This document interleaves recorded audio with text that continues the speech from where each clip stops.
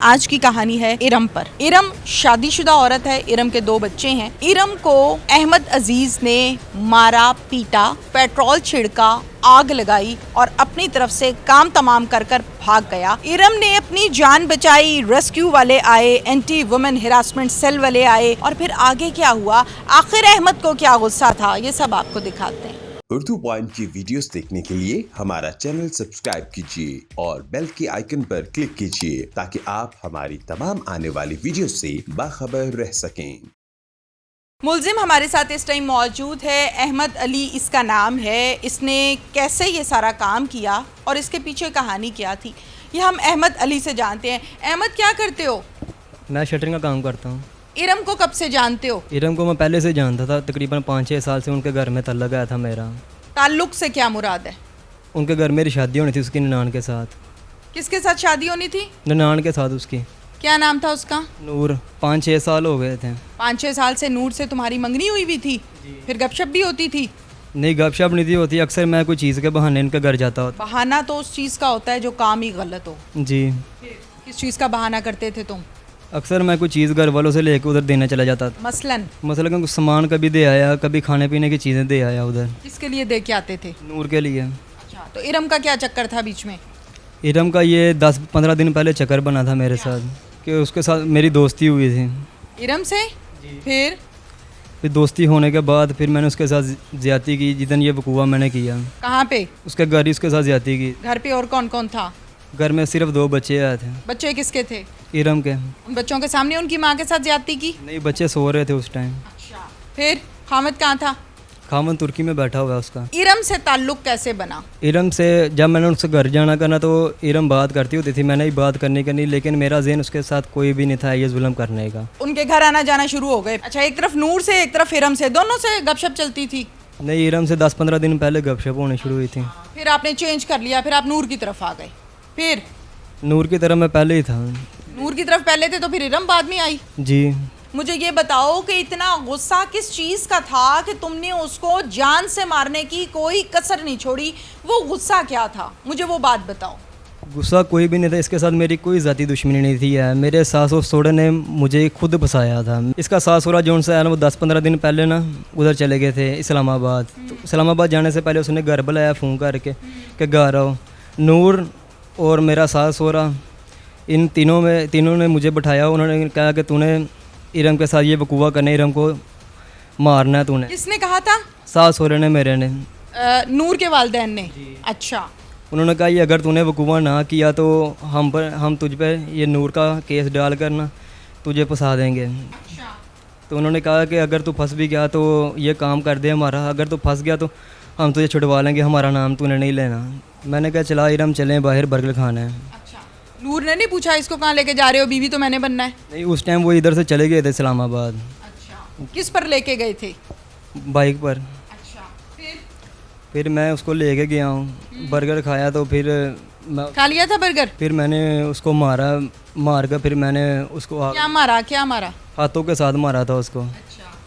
फिर उसने कहा नहीं कि ये क्या हो गया, ये तो मुझे बर्गर खिलाने लेके आया, ये इधर लाके मुझे मारने लग गया? पूछा नहीं, हैरानगी से नहीं देखा तुम्हें?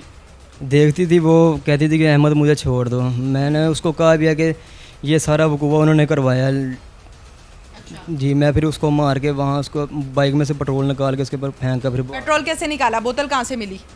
बोतल उधर पास ही कहीं गिरी हुई थी। अच्छा।